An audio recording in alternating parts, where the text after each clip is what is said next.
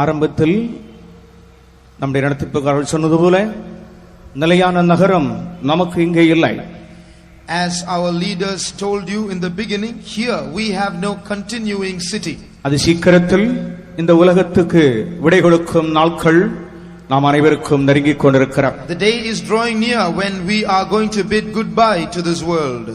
இம்மைக்காக மாத்திரம் நாம் கிறிஸ்துவின் மேல் நம்பிக்கையுள்ளவர்களாய் இருக்கிறதை ஆண்டவர் விரும்புகிறதில்லை. The Lord does not want to set our hope in Christ for things pertaining to this world. நம்ம எல்லாருக்குள்ளேயும் வரப்போகிறதை குறித்துள்ளதான ஒரு நல்ல நம்பிக்கையும் எதிர்பார்ப்போடும் கூட ஜீவிக்க வேண்டும் என்று ஆண்டவர் விரும்புகிறார். The Lord wants us to have good hope and anticipation concerning the days to come. அது சீக்கிரத்திலே ஒரு மகத்தான பரிசுத்தாவின் பின்மாறி மழையை நாம் மிக மகிமையோட சந்திக்கும் நாட்களும் இதற்குள்ளே நெருங்கிக் கொண்டிருக்கிறது என்பதை நினைவு கூர்ந்து அதற்காக தேவனை மகிமைப்படுத்தவும் ஸ்தோத்திரம் செய்ய கொள்ளுங்கள். We have to remind ourselves that very soon we are going to encounter a period where we are going to see the latter rain of the Holy Spirit, and we have to encourage ourselves thinking of those things. இந்த நாட்களிலே ஆண்டவராகிய அல்லாஹ்வுத்தால் உயிர்த்தெழுந்த இயேசு கிறிஸ்துவை பற்றியும் அவர் ஆசியாவிலே 7 சபைகளுக்கு அனுப்பிய தூதுகளை குறித்தும் சிந்திக்கும்படியாக பரிசுத்த ஆவியானவருடைய உள்ளத்தில் ஏவுதொடுத்தபடியினால் இந்த சத்தியங்களை சிந்திக்க இன்றைக்கு நாம் துவங்குவோம். The Spirit of God is urging me to speak to you these days about the resurrected Christ and also about the messages that he gave to the 7 churches in Asia. கிறிஸ்து உயிர்த்தெழுந்திருக்காவிட்டால் நம்முடைய விசுவாசம் வீணாயிருக்கும். கிறிஸ்துவுக்குள் மரித்தவர்களும் கெட்டுப் போயிருப்பார்கள். நாமும் நம்முடைய பாவங்களிலே அழிந்திருப்போம். For if Christ was not raised from the dead, your faith is in vain, you are yet in your sins. கிறிஸ்து உயிர்த்தெழுந்ததுதான் கிறிஸ்துவ மார்க்கத்தினுடைய வெற்றி முழக்கமும் கிறிஸ்துவ ஜனங்களுடைய உற்சாகமும் அதுவே அவருடைய வாழ்க்கையிலே குதூகலமும் ஒரு பெரிய பலனுமாயிருக்கிறது. The shout of victory of the Christians, the encouragement of the Christians, and the strength of the Christians is this truth that Jesus rose from the dead. மரித்த கிறிஸ்து உயிர்த்தெழுந்திருக்கவில்லை என்றால் அவரை பின்பற்றின சீஷர்களும் சிதறி போனவர்கள் அப்படியே சிதறி அழிந்து போயிருப்பார்கள். If Jesus who died did not rise again, then the disciples who were scattered after Jesus died would have remained scattered and they would have perished. கிறிஸ்துவினுடைய பாடுகள் மூலமாக சிதறி போனதான சீஷர்கள் அனைவரும் மறுபடியும் சேர்க்கப்பட்டு அவர்கள் தங்களால் அடக்கிக் கொள்ள முடியாத ஒரு வல்லமையினால் நிரப்பப்பட்டு கிறிஸ்துவுக்காக தங்களுடைய ஜீவனை இந்த உலகத்திலே அர்ப்பணித்தார்கள். But the disciples who were initially scattered from one another because of the sufferings of Jesus were gathered together once again, and they were filled with a great power, and that's how they were established in the world. உலகத்தின் அதிகாரங்களோ வல்லமைகளோ கொடூரமான ஆளுகையோ அவர்களுக்குள் இருந்த சந்தோஷத்தையும் அவர்களுக்குள் இருந்த தெய்வீக வைராக்கியத்தையும் அணைத்து போட முடியவில்லை. The powers and the authorities and the terrible governments of this world could not put out the great joy that was within their hearts. யோவான் அப்போஸ்தலனை தவிர மற்ற அனைத்து அப்போஸ்தலரும் இரத்த சாட்சிகளாக மரித்திருக்கிறார்கள். All the apostles besides John died as martyrs. ஆனால் யோவான் அப்போஸ்தலனும் மிகவும் பாடுகளுக்குள்ளே அவர் கடந்து போயிருக்கிறார். And John also went through a lot of untold sufferings. பத்மோதிவில் அவர் ஆவிக்குள்ளான பொழுது ஆண்டவராகிய இயேசு கிறிஸ்துவை உயிர்த்தெழுந்த கிறிஸ்துவை தரிசனத்திலே ஒரு விசேஷிக்கப்பட்ட நிலையில் அவர் காண்கிறதை வெளிப்படுத்தின விசேஷம் 1ஆம் அதிகாரத்திலே நாம் படிக்கிறோம். In the book of Revelation chapter 1, we see St. John, when he was banished to the Isle of Patmos, he had a specific and a clear vision about the Lord Jesus Christ who was risen. கர்த்தருடைய நாளிலே அவர் ஆவிக்குள்ளானார் என்று எழுதியிருக்கிறார். It is written there, he was in the spirit on the Lord's day. அவர் ஆவிக்குள்ளான நேரத்திலே எக்கால சத்தம் போன்றதான ஒரு பெரிதான சத்தத்தை கேட்டதாக சொல்கிறார். And he said, when he was in the spirit, he heard the sound of a great trumpet. நான் அல்பாவும் ஒமேகாவும் முந்தினவரும் பிந்தினவருமாயிருக்கிறேன். நீ காண்கிறதை ஒரு புஸ்தகத்தில் எழுதி ஆசியாவில் இருக்கிற எபேசு, செமர்னா, பெர்கமு, தியத்தீரா, சர்தை, பிலதெல்பியா, லவோதிக்கேயா என்னும் பட்டணங்களுள்ள 7 சபைகளுக்கும் அனுப்பு என்று விளம்பினது. I am Alpha and Omega, the first and the last. And what thou seest, write in a book and send it unto the 7 churches which are in Asia, unto Ephesus and unto Smyrna, unto Pergamos and unto Thyatira, unto Sardis, unto Philadelphia and to Laodicea. அப்பொழுது என்னுடனே பேசின சத்தத்தை பார்க்க திரும்பினேன். திரும்பின பொழுது 7 பொன் குத்து விளக்குகளையும் அந்த குத்து விளக்குகளின் மத்தியிலே நிலையங்கி தரித்து மாறுவருகே பொற்கச்சை கட்டியிருந்த மனுஷகுமாரனுக்கு ஒப்பானவரையும் கண்டேன் என்று யோவான் அப்போஸ்தலன் சொல்கிறார். And I turned to see the voice that spake with me, and being turned I saw 7 golden candlesticks, and in the midst of the 7 golden candlesticks one like unto the Son of Man, clothed with a garment down to the foot and girt about the paps with a golden girdle. இங்கே 13ஆம் வசனத்திலிருந்து 16ஆம் வசனம் முடிய படிக்கும் பொழுது ஆண்டவராய் இயேசு கிறிஸ்துவை ஒரு விசேஷிக்கப்பட்டதான நிலையில் அவர் காண்கிறதை நாம் பார்க்கிறோம். When we read from verses 13 to 16, we see the Lord Jesus Christ being presented in a very special manner. கிறிஸ்துவை பார்ப்பதற்கு முன்னே, before seeing Christ, அங்கே 7 பொன் குத்து விளக்குகளை காண்கிறார். He first sees 7 golden candlesticks. அந்த 7 பொன் குத்து விளக்குகளும் ஆசியாவில் உள்ள 7 சபைகளாம் என்று அது கீழ்ப்பகுதியில் நாம் படிக்கிறோம். In the verses below we read that those 7 golden candlesticks are the 7 churches in Asia. கர்த்தருக்கு ஸ்தோத்திரம். Praise the Lord.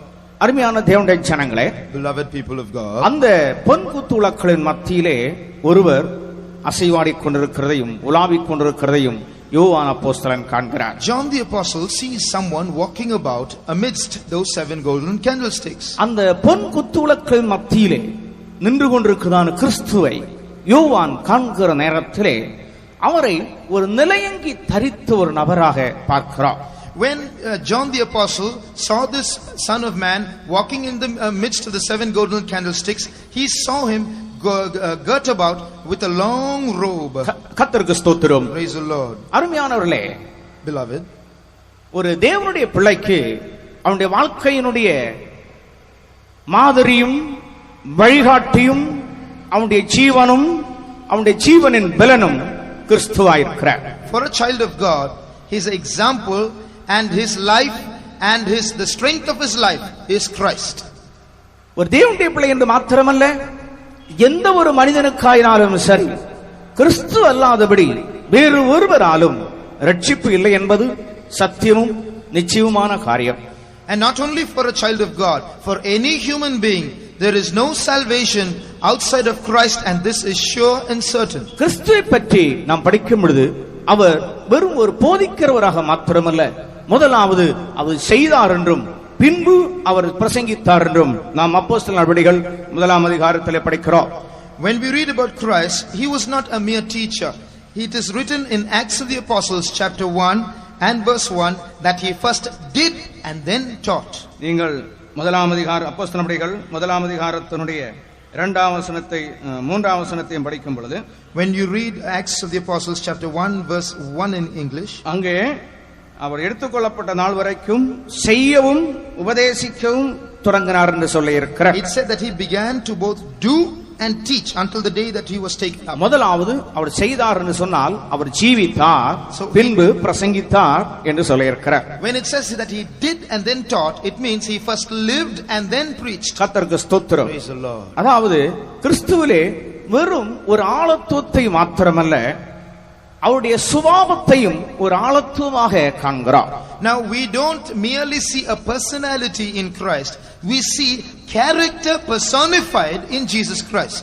அதாவது நாம் வேதத்தை ஆராய்ந்து பார்க்கும் பொழுது அங்கி அல்லாவிட்டால் வஸ்திரம் என்று சொல்லுகிறது சுபாவத்தோடு சம்பந்தப்பட்டதாயிருக்கிறது. Scrutinizing the scriptures, we often understand that garment is a type of character. எப்படி என்றால் வேதத்திலே பல இடங்களிலே தரித்துக் கொள்ளக்கூடியதான வஸ்திரம் போல தரித்துக் கொள்ளக்கூடியதான காரியங்களை குறித்து பரிசுத்த பவுல் எழுதியிருக்கிறதை நம்மால் கண்டுகொள்ள முடியும். For in the Bible we read of many things that are character traits which we have to put on like we put on a garment.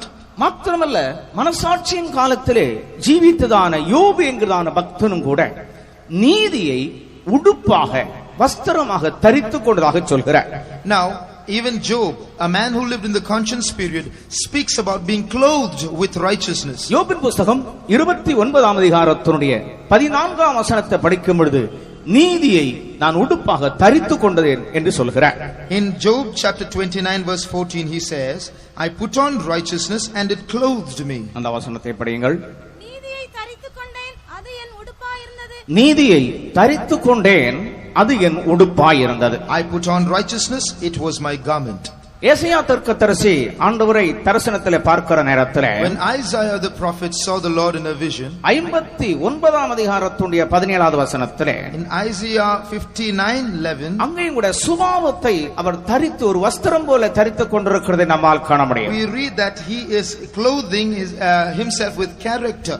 படியுங்கள். அவர் நீதியை மார்க்கவசமாக அணிந்து இரட்சிப்பென்னும் சீராவை தமது சிரசில் தரித்து நீதி சரிகட்டுதல் என்னும் வஸ்திரங்களை உடுப்பாக உடுத்து வைராக்கியத்தை சால்வையாக போர்த்துக் கொண்டார். இங்கே ஒவ்வொரு அனுபவங்களை வஸ்திரமாக தரித்துக் கொள்ளுகிறதை நாம் பார்க்கிறோம். Here we see experiences of character is put on as a garment. புதிய ஏற்பாட்டுக்குள்ளே நாம் கடந்து வரும் பொழுது, Turning to the New Testament, கொலோசியர் 3ஆம் அதிகாரத்தினுடைய 10ஆம் வசனத்திலே இருந்து 14ஆம் வசனம் முடிய படிக்கிற நேரத்திலே சில விசேஷிக்கப்பட்ட குணாதிசயங்கள் ஒரு வஸ்திரம் போல தரித்துக் கொள்ள வேண்டும் என்று பரிசுத்த பவுல் கொலோசிய சபையாருக்கு எழுதுகிறதை நம்மால் விளங்கிக் கொள்ள முடியும். Colossians chapter 3 verses 10 to 14 we see St. Paul advising the people to put on certain character traits as a garment. தன்னை சிஷ்டத்தினுடைய சாயலுக்கொப்பாய் பூரண அறிவடையும்படி புதிதாக்கப்பட்ட புதிய மனுஷனை தரித்துக் கொண்டிருக்கிறேன் சொல்லிவிட்டு அவர் சொல்லுகிறார். He says, put on the new man which is renewed in knowledge after the image of him that created him.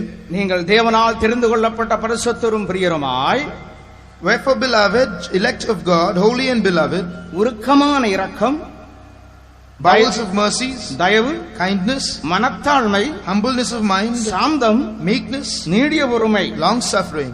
13ஆம் வசனத்தில் படிக்கும் பொழுது ஒருவருக்கு ஒருவர் மன்னிக்கிற இதயம். Verse 13, forbearing one another. 14வது வசனத்திலே பூர்ண சற்குணத்தின் அன்பாகிய அன்பை தரித்துக் கொள்ளுங்கள் என்று சொல்ல And இருக்கிறார். put on love which is the bond of perfectness, he says. கர்த்தருக்கு ஸ்தோத்திரம். Praise the Lord. அதற்கு கீழே படிக்கும் பொழுது தேவ சமாதானம் உங்கள் இருதயங்களுக்குள்ளே இருக்க வேண்டும் என்று சொல்லி Going இருக்கிறார். down further, he says, let the peace of God be in your hearts. இவைகளிலிருந்து நாம் விளங்கிக் கொள்ளுகிற சத்தியம் என்ன? What is the truth that we understand from this? நித்தியத்திலே In eternity, நம்முடைய வஸ்திரம் என்று சொல்லுகிறது, our garment in eternity, கிறிஸ்துவுடைய சுபாவங்களே நம்முடைய வஸ்திரங்களாய் மாறுகின்றன. the character of Christ will become our garment in eternity. ஆண்டவருக்கு ஸ்தோத்திரம். Praise the Lord. தெய்வத்தினுடைய விசேஷிக்கப்பட்டதான அல்லாவிட்டால் இயேசு கிறிஸ்துவுக்குள் இருக்கிறதான விசேஷிக்கப்பட்டதான சுபாவங்கள் தான் நம்முடைய அங்கியாக நம்முடைய வஸ்திரமாக மாறுகிறது. The special character that is in Jesus Christ will become our robe, our garment in eternity. அப்படியானால் அருமையானே, நரகத்திலே மனிதனுடைய நிலவரம் என்ன? பரலோகத்திலே மனிதன் தெய்வீக குணாதிசயங்களை வஸ்திரமாக அணிந்து கொண்டு நித்தியத்திலே தேவனோடு கூட இருப்பான் என்றால், if man in eternity in heaven is going to be clothed with the character of Christ and be there, நரகத்திலே போகிறவன் நிலவரம் என்ன? அங்கே அவன் எதை உடுத்துக் கொள்வான்? what is the state of a man who goes to hell? What will he be clothed with? நியாயம் தீர்க்கப்பட்டு அழிவுக்கு பாத்திரவான்களாய் போகிற துன்மார்க்கராகிய கூட்டத்தார் நரகத்திலே அல்லாவிட்டால் நியாய தீர்ப்பிலே அவர்கள் எப்படிப்பட்டவர்களாயிருப்பார்கள்? People who live wicked lives and who are turned to hell, what will they be like? What will they be clothed with? நீங்கள் 109ஆம் சங்கீதத்தை படிக்கிற நேரத்திலே, Turning to Psalm 109, அதாவது ஆரம்ப பகுதியிலே இருந்து படிக்கும் பொழுது துன்மார்க்கரை பற்றி சொல்லிக் கொண்டு வருகிறார். when you read from the beginning, he is speaking about the wicked. 18ஆம் வசனத்திலே என்று படிக்கும் பொழுது, Reading from verse 18 onwards, சாபத்தை அவன் தனக்கு அங்கியாக உடுத்திக் கொண்டான், he clothed himself with cursing. அது அவன் உள்ளத்தில் தண்ணீரை போல பாயும், It will flow in him like water, அவன் எலும்புகளில் எண்ணெயைப் போல அது பாயும், like oil in his bones. அது அவன் மூடிக்கொள்ளுகிற வஸ்திரமாகவும் It will be a garment that covers him, நித்தமும் கட்டிக்கொள்ளுகிற கச்சையுமாய் இருப்பதாக. and a girdle wherewith he is girded continually. ஆண்டவருக்கு ஸ்தோத்திரம். Praise the Lord. நித்தமும் அது கட்டிக்கொள்ளுகிற கச்சையாகவும் இருப்பதாக. It shall be a girdle wherewith he is girded continually. இதை இன்னும் நாம் உறுதிப்படுத்த வேண்டுமானால், To confirm this, ஏசாயா தீர்க்கதரிசன புஸ்தகம் 14ஆம் அதிகாரத்தில் படிக்கும் பொழுது, when you turn to Isaiah 14, அங்கே பாதாளத்துக்குள்ள இறங்கி போகிறதான ஒரு கூட்டத்தாரை ஏசாயா தரிசனத்தில் காண்கிற நேரத்திலே, புழுக்களே உன் பூச்சிகளே உன் போர்வை, புழுக்களே உன் படுக்கை என்று சொல்ல இருக்கிறார். we see a group of people being cast down into hell, we see that worms shall be their covering and the insects shall be their bed.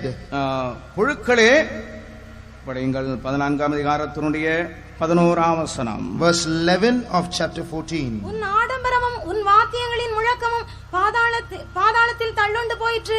புழுக்களே உன் படுக்கை, பூச்சிகளே உன் போர்வை. புழுக்களே உன் படுக்கை, பூச்சிகளே உன் போர்வை அங்கி. The worm is spread under thee and worms cover thee. அப்படியானால் நரகத்திலே ஒரு போர்வை மனுஷனுக்கு உண்டு. அந்த போர்வை என்னன்னு கேட்டால் புழுக்கள், பூச்சிகள் அவனுக்கு மத்தியாக. அதுதான் வாசஸ்தலம். In hell man has a sheet and that sheet will be full of worms and his mattress will be full of worms. That is his dwelling place. மனிதன் செய்கிற ஒவ்வொரு அக்கிரமங்களும் ஒவ்வொரு பாவங்களும் அவனை துன்புறுத்துகிற புழுக்களாக பூச்சிகளாக உருவாகி அவனை நரகத்திலே சூழ்ந்து கொள்ளும்.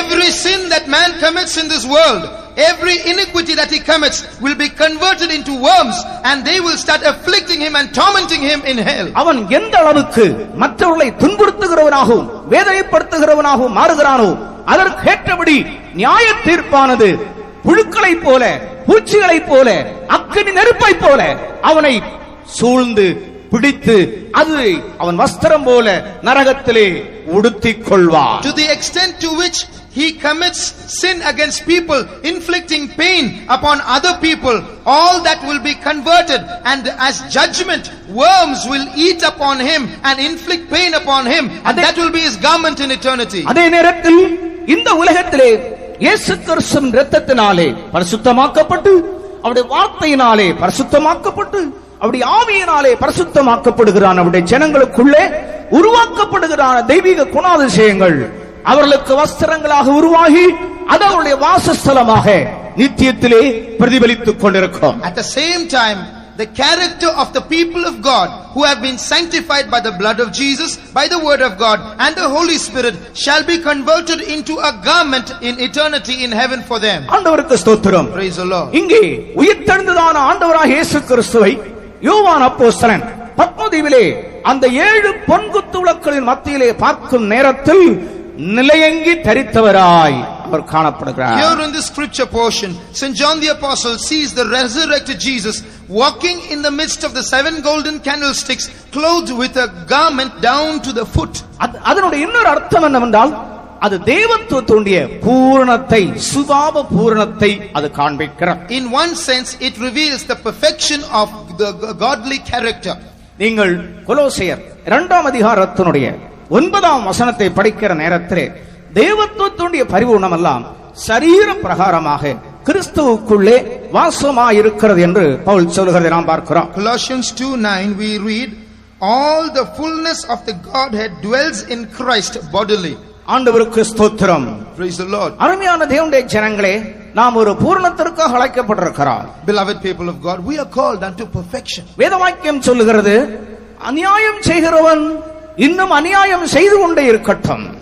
The Bible says, he that is unjust, let him be even more unjust. அசுத்தமாயிருக்கிறவன் இன்னும் அசுத்தமாயிருக்கட்டும். He that is filthy, let him be even more filthy. நீதி செய்கிறவன் இன்னும் நீதி செய்யட்டும். He that is righteous, let him be righteous still. பரிசுத்தமாயிருக்க விரும்பினால் நீ இன்னும் பரிசுத்தமாய் கொண்டே இருப்பாயாக. He that is holy, let him continue to be holy. இதோ சீக்கிரமாய் வருகிறேன். Behold, I come quickly. அவருடைய வருகையை சுட்டி காண்பித்துக் கொண்டு இந்த 2 கூட்டத்தாரையும் எடுத்து நிறுத்துகிறார். Pointing to the coming of the Lord, he presents 2 groups of people.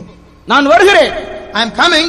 நான் வருகிறேன். I am coming. சீக்கிரமாய் வருகிறேன். Soon I am coming. நீ அசுத்தமாய் இருக்க வேண்டுமானால் நீ அசுத்தமாய் இருந்து கொள். If you want to be filthy, continue to be filthy. நீ அநியாயம் செய்ய வேண்டுமானால் நன்றாக செய்து கொள். If you want to be unjust, do it well. நீ தீமையிலே நிலைத்திருக்க விரும்பினால் அப்படியே இருந்து கொள். If you want to continue in evil, continue in evil. இல்லை, நீ பரிசுத்தமாய் வாழ விரும்புவாயானால் நீ அதை கைக்கொள்.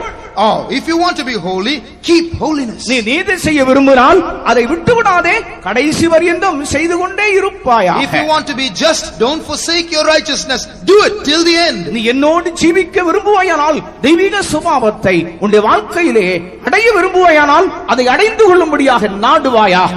If you want to live with me and attain my godly character, then you have to continue to be with me and attain it. இந்த மாலை நேரத்திலே நீங்கள் எதை தெரிந்து கொள்கிறீர்கள்? What are you choosing this evening? அன்றைக்கு அந்த பத்மதீவிலே 7 பங்குத்து விளக்குகளின் மத்தியில் உலாவிக் கொண்டுதான் ஆண்டவராய் இயேசு கிறிஸ்து அதர்சனமானவராக இன்றைக்கு இந்த கிரவுண்டுக்குள்ளே நின்று கொண்டிருக்கிறார்.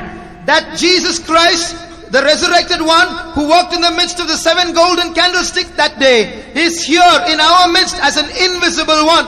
யோவான் அவரை பார்க்கிற நேரத்திலே முதலாவது காணக்கூடிய காரியம் அவருடைய நிலையங்கியை பார்க்கிறார். The first thing that St. John saw when he saw the resurrected Christ was his long robe. கிறிஸ்து முதலாவது தம்முடைய சுபாவத்தை காண்பித்துக் கொடுக்கிறார். First of all, Christ reveals his character. கர்த்தருக்கு ஸ்தோத்திரம். Praise the Lord. கிறிஸ்து தம்முடைய சுபாவத்தை காண்பித்துக் கொடுக்கிற நோக்கம் என்னவென்றால் ஒரு மனிதன் அவரை போல மாற வேண்டும். The reason for which Christ is revealing his character is that man might become like himself. இந்த இடத்தில் ஏராளமான ஜனங்கள் தேவனுடைய பிள்ளைகளாகிய நீங்கள் அநேகர் கூடியிருக்கிறீர்கள். எதற்காக கூடியிருக்கிறீர்கள்? Many of you, people of God, are gathered to hear. What for? ஆகவே தான் ஆரம்பத்திலே நாங்கள் உங்களுக்கு சொன்னோம், இம்மைக்காக நாம் கிறிஸ்துவின் மேல் நம்பிக்கை வைக்கிறோம் அல்ல. That's why we told you at the outset, we are not those who set our affection on Christ for things of this world. நாம் மாம்சத்தின்படி ஒரு கிறிஸ்துவை பின்பற்றுகிறோம் அல்ல. We are not following Christ after the flesh. ஒரு மரித்த கிறிஸ்துவை குறித்து நாம் பேசிக் கொண்டிருக்கிறோம் அல்ல. We are not speaking about a dead Christ. மரணத்தை ஜெயித்து உயிர்த்தெழும்பி பிதாவின் வலது பாரசத்திலே நமக்காக வீற்றிருக்கிற சதா காலங்களோடும் உயிரோடு இருக்கிறவரை குறித்து நாம் பேசிக் கொண்டிருக்கிறோம். We are speaking to you about a Jesus who died and rose again and has overcome death, seated at the right hand of God, alive forevermore. நம்மை சேர்த்துக் கொள்ளும்படியாக அவர் சீக்கிரமாய் வரப்போகிறார். And he is coming soon to gather us to him. அதற்குரிய வழிமுறைகள் ஆயத்தமாகும்படியான ஆலோசனைகளையும் அவர் நமக்கு தந்து கொண்டிருக்கிறார். And he continues to give us his counsel and the ways by which we have to get ready. ஒரு பெரிய மாறுதலை அது சீக்கிரத்திலே நாம் காணப்போகிறோம். Very soon we are going to see a great revolution. ஆகவே உங்களுடைய கண்களை திறந்து அந்த ஆண்டவராகிய இயேசு கிறிஸ்துவினுடைய நிலையங்கியை கவனித்து பாருங்கள். Therefore let us open our eyes and see that long robe of Jesus அவருடைய Christ. கழுத்து பகுதியிலே இருந்து பாதம் வரையிலும் ஒரே அங்கியாக அவர் அணிந்திருக்கிறார். One robe from the neck to the foot. சரீர பிரகாரமாக தேவத்துவத்துடைய பூரணம் முழுவதும் அவருக்குள்ளே வாசமாயிருக்கிறார். In him dwells all the fullness of the Godhead bodily. ஆகவே நாமும் நம்முடைய வாழ்க்கையிலே தெய்வீக குணாதிசயங்களை ஒரு வஸ்திரம் போல அணிந்து கொள்ளும்படியாக இந்த மாலை நேரத்திலே நம்முடைய வாழ்க்கையை அர்ப்பணிப்போமா?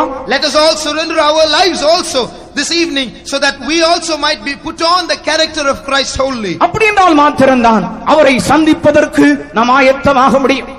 Only then shall we be ready to meet him. நண்பர்களே, இந்த உலகத்தின் நன்மையை மாத்திரம் சுவிசேஷ கூட்டங்களில் அறிவிக்கிறவர்களுக்கு எச்சரிக்கையாயிருங்கள்.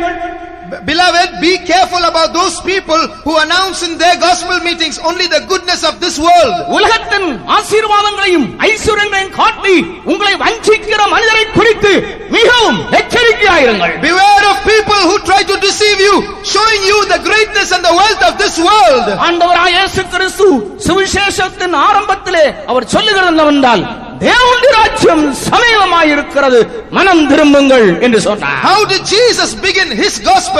The first thing he said is, repent, the kingdom of God is at hand. நீ மனம் திரும்புடைய நோக்கம் என்னவென்றால் தேவனுடைய ராஜ்யத்துக்காகவே.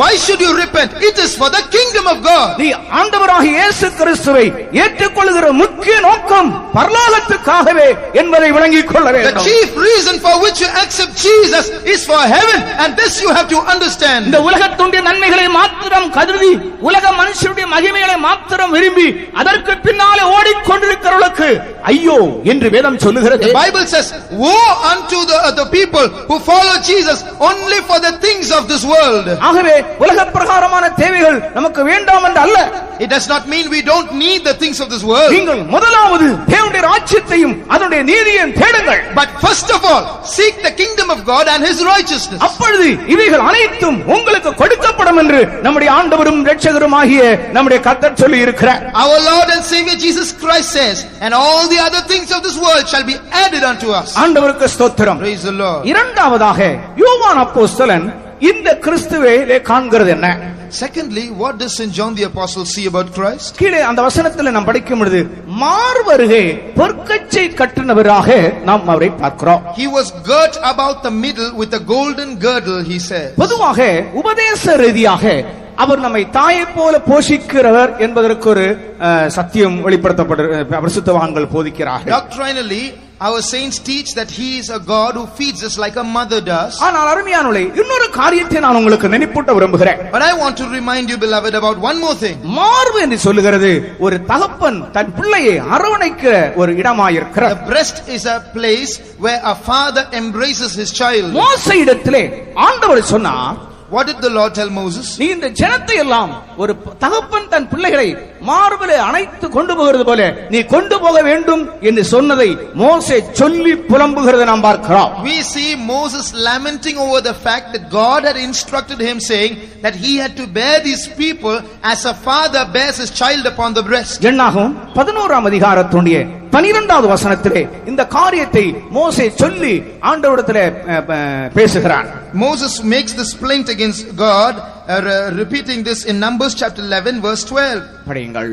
இவர்களுடைய பிதாக்களுக்கு நான் ஆணையிட்டு கொடுத்த தேசத்துக்கு நீ இவர்களை முலையுண்கிற பாலகனை தகப்பன் சுமந்து கொண்டு போவது போல உன் மார்பிலே அணைத்து கொண்டு போ என்று நீர் என்னோட சொல்லும்படி இந்த ஜனங்களை எல்லாம் கற்பந்தரித்தேனோ.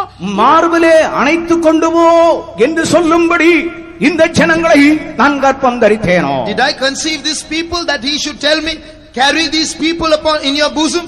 அப்படியானால் அதிலிருந்து நாம் என்ன விளங்கிக் கொள்கிறோம்? ஆண்டவர் மோசே இடத்துல சொல்லி இருக்கிறார், மோசே இந்த மீட்கப்பட்ட ஜனங்கள் அனைவரையும் உன்னுடைய மார்பில் நீ அழைத்து சுமந்து கொண்டு போக வேண்டும் என்று மோசேக்கு ஆண்டவர் சொல்லி இருக்கிறார். What do we understand? We understand that God had in fact told Moses, all these people you have to carry them upon your bosom like your child. மார்பு என்று சொல்லும் பொழுது ஒரு அரவணைக்கிற ஒரு பெற்றோர் பிள்ளையை அரவணைத்துக் கொள்ளுகிற ஆறுதல் படுத்துகிற ஒரு இடமாயிருக்கிறது. The breast, as it is in Tamil, is a place where a father embraces the child. It's a place of embrace. கர்த்தருக்கு ஸ்தோத்திரம். அருமையானவர்களே, இந்த நாட்களில் அநேகருடைய வாயிலே பலவிதமான புலம்பல்கள் காணப்படுகிறது. There are many reasons for which people are lamenting these days. எங்களுக்கு யார் இருக்கிறார்கள் என்று சிலர் கேட்பார்கள். They say, who is there for us? எங்களை விசாரிக்கிறது யார் இருக்கிறார்? Who is there to inquire after us? என்னை என்று கேட்பதற்கு யார் இருக்கிறார்கள்? Who is there to say what is the matter? அருமையானவர்களே, 68ஆம் சங்கீதத்தினுடைய 5வது வசனத்திலே சங்கீதக்காரன் குரல் கொடுக்கிறதை கவனியுங்கள். Listen to the psalmist's voice in Psalm 68 verse 5. ஆண்டவரை அவன் நன்றாக அனுபவித்த மனிதன் ஆனபடியினாலே அந்த ஆண்டவரை பற்றி அவன் சொல்லுகிறது என்ன? He had experienced the Lord, and what is his witness about the Lord? மிகவும் அருமையாக நம்முடைய ஆண்டவரை சொல்லி புகழுகிறானே. How beautifully he describes the Lord. தம்முடைய பரிசுத்த வாசஸ்தலத்தில் இருக்கிற தேவன் திக்கற்ற பிள்ளைகளுக்கு தகப்பனும் விதவைகளுக்கு நியாயம் விசாரிக்கிறவருமாய் இருக்கிறார். God, who is in his holy habitation, is a father of the fatherless, a judge of the widows. கர்த்தருக்கு ஸ்தோத்திரம். 68ஆம் சங்கீதத்தினுடைய 5வது வசனத்திலே சொல்லப்பட்டிருக்கிறது. This is written in the 5th verse of Psalm 68. அவர் திக்கற்ற பிள்ளைகளுக்கு ஒரு தகப்பன், a father of the orphans, விதவைகளுக்கு நியாயம் விசாரிக்கிற ஒருவர், a judge of the widows. அப்படியானால் திக்கற்றவர்களுக்கு யாராவது உண்டோ? Then is there anyone for the orphans? ஆண்டவராகிய இயேசு கிறிஸ்து திக்கற்றவர்களுக்கு ஒரு பிதா. Jesus is a father for the orphans. இந்த பிதா எவ்வளவு நாள் தான் இருப்பார்? How long will he be there as a father? ஏசாயா தீர்க்கதரிசி அவரை பார்த்து அவரை கண்டு சொல்லுகிறான், அவர் நித்திய பிதா. Isaiah the prophet looks at him and says, he is everlasting father. ஓ நண்பரே, உன்னுடைய தகப்பன் நித்தியமானவரோ? Friend, is your father eternal? உன்னை பெற்றெடுத்தானே தகப்பன், உன்னோடு எத்தனை வருஷ காலம் இருக்க முடியும்? Your father who begot you, how long will he be with you? உன்னை சுமந்து அரவணைத்து கொண்டு போகிறாளே உன்னுடைய தாய், உன்னுடைய பெற்றோர்கள் உன்னோடு எவ்வளவு காலம் தான் இருக்க முடியும்? And your mother, your parents who have been embracing you from childhood, how long will they be with you? எத்தனை நாட்கள் நீ அவளை சார்ந்திருப்பாய்? How long will you be dependent on them? மனைவிகளே, உங்களுடைய புருஷர்கள் உங்களோடு எவ்வளவு காலம் இருக்க முடியும்? Wives, wives, how long will your husbands be with you? புருஷர்களே உங்களுடைய மனைவிகள் உங்களோடு எவ்வளவு காலம் வாழ முடியும்? Husbands, how long will your wives be with you? உலகத்தில் ஐஸ்வர்யங்களையும் சம்பாதிக்கிற அனைத்து மனிதர்களே உங்களுடைய ஆஸ்தி ஐஸ்வர்யம் எல்லாம் எவ்வளவு காலம் உங்களோடு இருக்கும்? People who are accumulating riches in this world, how long will your wealth be with you? ஒன்றும் நித்தியமானதல்ல. Nothing is eternal. ஆனால் ஒரு வார்த்தை என்ன? But one word. ஒரு நித்தியமான பிதா இருக்கிறார். There is an everlasting Father. கர்த்தருக்கு ஸ்தோத்திரம். Praise the Lord. அவர் உன்னை அணைத்துக் கொள்ளுகிறவர், உன்னை சேர்த்துக் கொள்ளுகிறவர். He is one who gathers you to himself. He is one who embraces you. ஒருவேளை அன்போ ஆதரவோ அரவணைப்போ வாழ்க்கையில் இல்லாமல் யாராவது இந்த மாலை நேரத்தில் இங்கே வந்திருந்தால், if there is anyone here who has no love or affection or embrace, அவர் என்ன சொல்லுகிறார் என்றால், உன்னை என்னுடைய மார்போடு நான் அணைத்துக் கொள்ளுகிறேன். what does the everlasting Father say? I am going to embrace you upon my breast. அன்றைக்கு மோசேயிடத்தில் அப்படி சொன்னார். ஆனால் if he could say that to Moses that day, இன்றைக்கு நம்முடைய பரமபிதா எவ்வளவு உண்மையுள்ளவராயிருப்பார். how much more faithful is our heavenly Father to us? மோசேக்கு அந்த காரியம் மிகவும் பாரமாகவும் முடியாமல் இருந்தபடியினால தான், ஐயோ நான் இவளையெல்லாம் கர்ப்பம் தரித்தேனோ, இவைகளெல்லாம் எத்தனை பேரை நான் மார்புல சுமக்கிறது என்று அவன் சொல்லி புலம்புகிறான். For Moses it was practically difficult and next to impossible, so he was saying, did I conceive these people? How long am I going to bear with them? அருமையான சகோதரர்களே, நீங்கள் சார்ந்து கொள்ளும்படியாக ஒரு நல்ல மார்பிடம், நல்ல ஒரு சார்பிடம் உனக்கு ஆயத்தமாயிருக்கிறது என்று உயிர்த்தெழுந்த கிறிஸ்து சொல்லுகிறார். Beloved child of God, the resurrected Christ says that there is a beautiful place, the breast of Christ to lean upon. நம்ம எப்பமாவது ஒரு பாட்டு பாடி ரெண்டு கையை தட்டி மூணு அந்நிய பாஷை பேசிட்டு விட்டுருவோம். நேசர் மார்பிலே சாரும் நேரமே சொல்லி டடான்னு சொல்லிட்டு விட்டுருவோம். We clap our hands and we sing, speak in tongues, get filled in the Spirit and forget about the breast of Jesus. கர்த்தருக்கு ஸ்தோத்திரம். Praise the Lord. கையை கடைசில 4 அடி ஸ்பீடா அடிச்சுக்கிட்டு பிற்பாடு மூச்சு வாங்கும்போது விட்டு விட்டுருவோம். We beat our hands so fast we run out of breath and words and then forget the breast of Jesus. ஆண்டவருக்கு ஸ்தோத்திரம். Praise the Lord. பிரியமானவர்களே, ஆண்டவரோடு இளைப்பாறுகிற ஜீவம் அது மாத்திரமல்ல. It is not only a life of rest with Jesus. எப்பொழுதும் கர்த்தரிலே சார்ந்து இளைப்பாறி சந்தோஷப்பட்டு போகிற ஒரு வாழ்க்கை உண்டென்று கிறிஸ்து இந்த மாலை நேரத்திலே உனக்கு அறிவிக்கிறார். Christ wants to announce to you that there is a life where you can lean constantly upon the breast of Jesus and enjoy life. இதுல எல்லாத்திலயும் விசேஷம் என்னன்னு சொன்னா, இயேசு இந்த பூமியில இருக்கும் பொழுது what was most special is when Jesus was in this world, 12 பேர்ல ஒருவன் யோவான் அப்போஸ்தலன் என்ன செய்தான்? of the 12 disciples, what did John the apostle do? இவர் இயேசுவின் மார்பில சார்ந்திருந்தார். He was leaning on the breast of Jesus. யோவான் சுவிசேஷம் 13ஆம் அதிகாரத்தில் படிக்கும் பொழுது, in John's gospel chapter 13 33வது வசனத்திலே verse 33 படியுங்கள். இயேசு கண்பானவனாய் இருந்த சீஷன் அவருடைய மார்பிலே சாய்ந்து கொண்டிருந்தான் என்று சொல்லி இருக்கிறார். பிள்ளைகளே, இன்னும் கொஞ்ச காலம் நான் உங்களுடனே கூட இருப்பேன். நீங்கள் என்னை தேடுவீர்கள், ஆனாலும் நான் போகிற இடத்துக்கு நீங்கள் வரக்கூடாது என்று நான் யூதரோடே சொன்னது போல இப்பொழுது உங்களோடும் சொல்லுகிறேன். நீங்கள் ஒருவரில் ஒருவர் அன்பாயிருங்கள். சுவிசேஷம் 13ஆம் அதிகாரம். அந்த சமயத்தில் அவருடைய சீஷரில் இயேசுவுக்கு அன்பானவனாயிருந்த ஒருவன் இயேசுவின் மார்பிலே சாய்ந்து கொண்டிருந்தான். அன்பானவனாயிருந்த சீஷன் இயேசுவின் மார்பிலே சாய்ந்து கொண்டிருந்தான். The disciple of love was leaning upon the breast of Jesus. 13ஆம்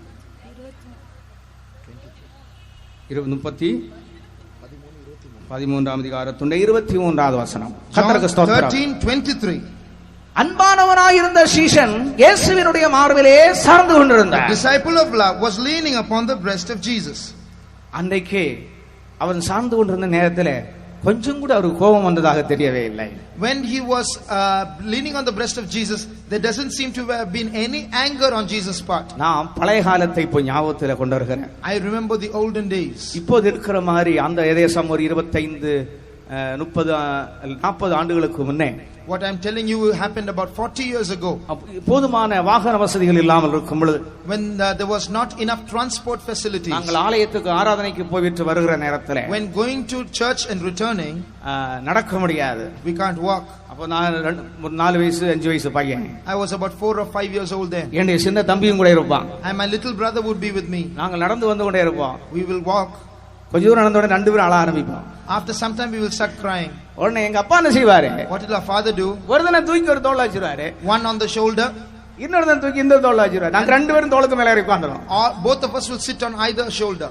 நான் நினைக்கிறேன் மோசேயுடைய நாட்களிலும் கூட இப்படிப்பட்ட ஒரு சூழ்நிலை இருந்தபடினால தான் தகப்பன் இந்த பிள்ளையை சுமந்து கொண்டு வருகிறது போல என்று வேதம் சொல்லி இருக்கிறார். Because there must have been such a situation even in Moses' days that the Bible speaks of bearing the children upon them. ரெண்டு பேரும் மேல இருந்துட்டு குதிரைக்கு மேல இருந்த மாதிரி ரொம்ப கமையா இருப்போம். We will sit down on the father's shoulder as though we are sitting on a horse. ஆண்டவருக்கு ஸ்தோத்திரம். Praise the Lord. உலக பிரகாரமாய் ஒரு பெற்றோர் மேல் சார்ந்து அவங்க மேல் இருக்கும் பொழுது எவ்வளவு பெரிய ஆனந்தமா இருக்கிறது. What great joy and pleasure it gives when we sit on the shoulders of our parents. அவ்வளவு நேரம் புறம்பிக்கிட்டு குறும்படிச்சுக்கிட்டு வர்றவங்க So தோளுக்கு மேல ஏறி உட்கார்ந்த உடனே ரொம்ப குஷி.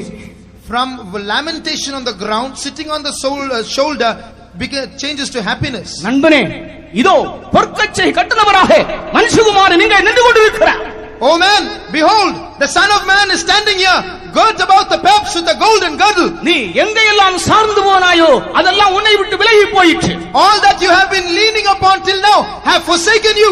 இதுவரைக்கும் நீ நின்ற இடங்கள் எல்லாம் சறுக்கலான இடங்களாய் இருக்கிறது. All the places where you have been standing till now is slippery ground. இதோ ஒரு உறுதியான நிலையான ஒரு சார்பிடம் உனக்கு முன்பாக வந்து நிற்கிறார். Here is a steadfast place where you can lean on. It's in front of you. அவர் சொல்லுகிறார், நான் இதோ நின்று கொண்டிருக்கிறேன், என்னுடைய மார்பிலே சார்ந்து கொள்வாயாக.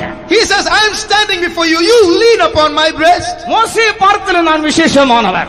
I am greater than Moses. மோசே புலம்புறது போல் நான் உன்னை சுமந்து புலம்ப மாட்டேன். I will not complain like Moses complained. மோசே முடியாது என்று சொன்னது போல நான் முடியாது என்று சொல்லவே மாட்டேன். Moses said, I cannot, I will never say that. நான் கற்பம் தரித்தேனோ என்று மோசே கேட்டான். நான் அப்படி சொல்ல மாட்டேன் என்று ஆண்டவர் சொல்லுகிறார். Moses said, did I conceive those people? But the Lord says, I will never say that. உங்களில் எத்தனை பேர் இந்த நேரத்தில் இந்த கிறிஸ்துவிலே சார்ந்து கொள்ள விரும்புகிறீர்கள்? How many of you here will want to lean upon that Christ today? இந்த வாழ்க்கையிலே நீங்கள் இந்த ஒரே ஒரு இடத்துல மாத்திரம் சார்ந்து பழகுவீர்களானால் உங்களுடைய வாழ்க்கை எப்போதும் இனிமையாகவும் மகிமையாகவும் களிகூறுதலாகவும் காணப்படும். If you practice leaning upon this place all the time in your life will be sweet and rejoicing and full of pleasure. கர்த்தருக்கு ஸ்தோத்திரம். சார்ந்து கொள்ள விரும்புறவங்க எல்லாம் வந்து கரங்களை உயர்த்துங்க. All those who want to lean, raise your hands. இப்படியா வரும் அல்லேலூயா? Will this kind of hallelujah come out? சரியா சொல்லுங்க. பரலோகத்தில் ஆண்டவர் இப்ப பார்த்துக்கொண்டு என்ன சந்தோஷப்படுகிறார். You know how much the Lord will be happy with looking at us. இந்த உலகத்தில் இருக்கிற அத்தனை பேரும் அவர்ல போய் சார்ந்தாலும் வேண்டாம் விலகி போன்னு சொல்ல மாட்டார். அத்தனை பேரையும் அரவணைத்து சேர்க்கக்கூடிய கரங்கள் அவருக்கு உண்டு. அத்தனை பேரையும் ஏற்றுக்கொள்ளக்கூடிய ஒரு சார்பிடம் மார்பிடம் அவருக்கு உண்டு.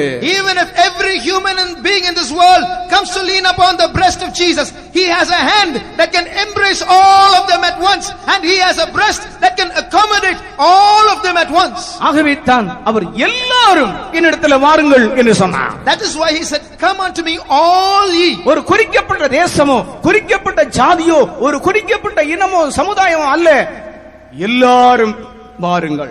Not specifying a certain country or caste or language or society. He says, come all of you. கர்த்தருக்கு ஸ்தோத்திரம். Praise the Lord. மூன்றாவதாக நீங்க படிக்கிற நேரத்திலே Thirdly, 14வது வசனத்தில் verse 14, அவருடைய சிரசு மயிரும் வெண்பஞ்சை போலவும் உறைந்த மழை போலவும் வெண்மையாயிருந்தது. his head was and his hairs were white like wool.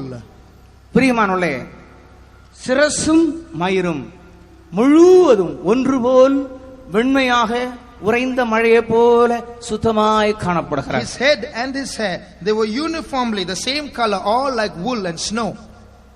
இது எதை காண்பிக்கிறது? What does this show? ஒன்று, அவர் நீண்ட ஆயுசுள்ளவர், அல்லாவிட்டால் எல்லாரும் தெரிந்தவர். One, he is the ancient of days, one who knows all things. தானியேல் 7ஆம் அதிகாரத்தினுடைய 21ஆம் வசனத்தில் படிக்கும் பொழுது அங்கே ஒரு நீண்ட ஆயுசுள்ளவரை பற்றி நாம் பார்க்கிறோம். In Daniel chapter 7 verse 21 we read of a person called the ancient of days. நீண்ட ஆயுசுள்ளவர் வருமட்டாகவும் நியாய விசாரிப்பு உன்னதமானவருடைய பரிசுத்தவான்களுக்கு கொடுக்கப்பட்டு இயேசு கிறிஸ்து ஒரு நீண்ட ஆயுசுள்ளவர். Jesus is called the ancient of days. அவரை பற்றி மீகா சொல்லுகிற நேரத்திலே அவருடைய புறப்படுதல் அநாதி நாட்களுடைய பூர்வத்தினுடையது என்று மீகா 5:2 நாம் படிக்கிறோம். In Micah 5:2 we read that his he proceeded forth from eternity, from of old, from everlasting. யோபின் புத்தகம் 12ஆம் அதிகாரத்துடைய 12 13 வசனங்களிலே படிக்கும் நேரத்திலே When we read the book of Job chapter 12 verses 12 and 13, முதிர்ந்தவரிடத்திலே முதிர் வயதுள்ளவரிடத்திலே என்ன உண்டு? what is there with the ancient, with the old?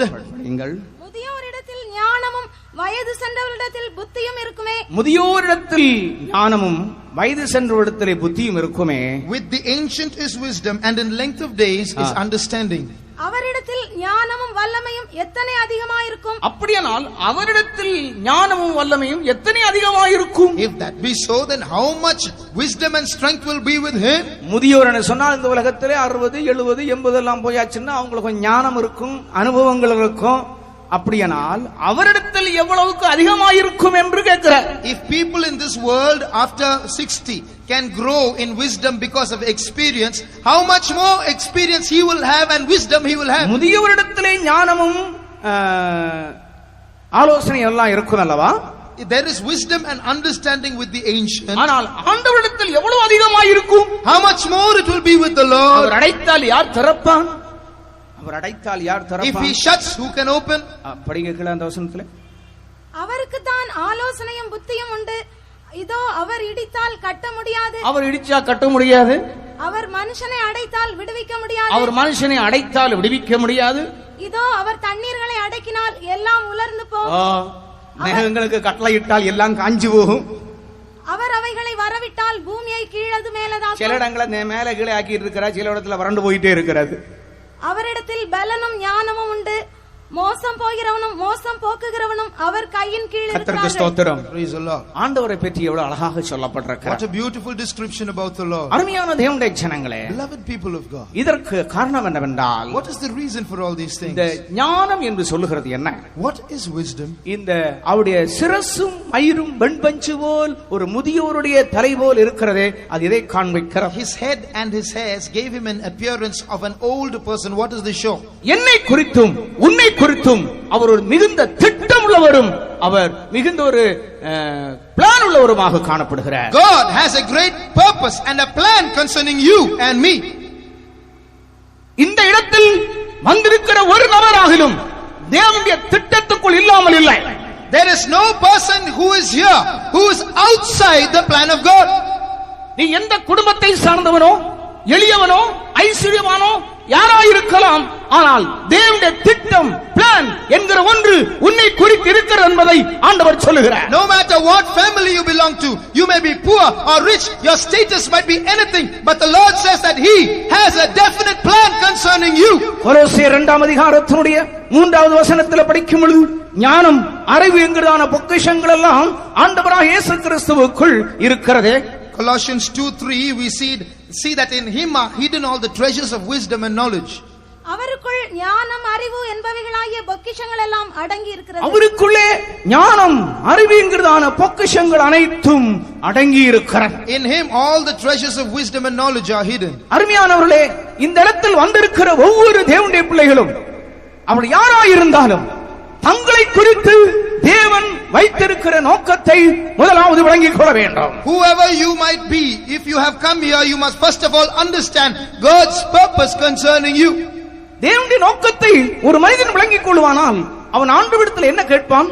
If a man understands God's purpose, what will he ask God? சவுலை ஆண்டவர் சந்தித்த நேரத்திலே அவன் ஆண்டவரிடத்தில் என்ன சொல்லுகிறான்? When Saul met God, what did he tell God? ஆண்டவரே, நான் என்ன செய்ய சித்தமாயிருக்கிறேன்? Lord, what wilt thou have me to do? நான் என்ன செய்ய சித்தமாயிருக்கிறேன்? Lord, what will you have me to do? இந்த நேரத்தில் உங்கள் எத்தனை பேர் அப்படி கேட்கிறீர்கள்? How many of you are asking that question? தேவனுடைய சித்தத்தை நீங்கள் விளங்கிக் கொள்வதற்கு அவரிடத்தில் கேட்க வேண்டும். You have to ask him to understand what his plan is concerning you. இன்றைக்கு அநேகர் தங்களுடைய வாழ்க்கையிலே ஒரு லட்சியம் இல்லாதவர்களாக, ஒரு குறிக்கோள் இல்லாதவர்களாக, ஒரு நிச்சயம் இல்லா போகிற இடம் என்னவென்று தெரியாமல் குருடர்களை போல யாத்திரை செய்து கொண்டிருக்கிறார்கள். Many people today are groping about in the dark like blind people, having no aim or purpose in life. ஆகவே தேவனுடைய ஜனங்களாகிய நாம் ஒன்று செய்ய வேண்டும். அவருடைய சித்தத்தை, அவருடைய நோக்கத்தை நாம் அறிந்து கொள்ள வேண்டும். So we the people of God must understand one thing. We have to understand his will, his purpose. அந்த நோக்கத்தை தேவன் எப்படித்தான் மனுஷனுக்கு வெளிப்படுத்தி கொடுப்பார்? How does God reveal that plan to man? பவுலுக்கு தரிசனமான ஆண்டவர் என்ன சொன்னார்? What did God who revealed himself to Paul say? அனனியாவை ஆண்டவர் அவனுக்கு அறிமுகப்படுத்தி வைத்தார். Introducing Ananias to him. ஆண்டவருக்கு ஸ்தோத்திரம். Praise the Lord. ஒரு தேவனுடைய மனுஷனை அவனுக்கு அறிமுகப்படுத்தினார். He introduced a man of God to him. கொர்நேலியுவுக்கு ஆண்டவர் தரிசனமான பொழுது When God appeared to Cornelius, பேதுருவை அவனுக்கு அறிமுகப்படுத்தி he கொடுத்தார். introduced Peter to him. அப்படியானால் அருமையானவர்களே, வாழ்க்கையை குறித்துள்ளதான தேவனுடைய திட்டங்களை நீங்கள் அறிந்து கொள்ள வேண்டுமானால் அப்போஸ்தலத்துக்குள் நடத்தப்பட வேண்டும். If that be so, for you to know what the purpose of God is concerning you, you must be introduced to an apostle. அவர்களுக்கு தான் தேவன் தம்முடைய பிளானை கொடுத்திருக்கிறார். God has given his plan to them. தேவனுடைய முழு திட்டங்களையும் சபையை குறித்துள்ளதான முழு ரகசியங்களையும் தேவன் அவர்களுக்கு வெளிப்படுத்தி கொடுத்திருக்கிறார். All his plan concerning the church and the mysteries pertaining to it are given to them. ஆண்டவருக்கு ஸ்தோத்திரம்.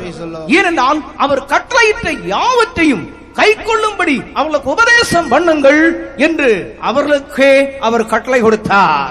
He commanded them and instructed them to do and to teach according to all things that they had listened to.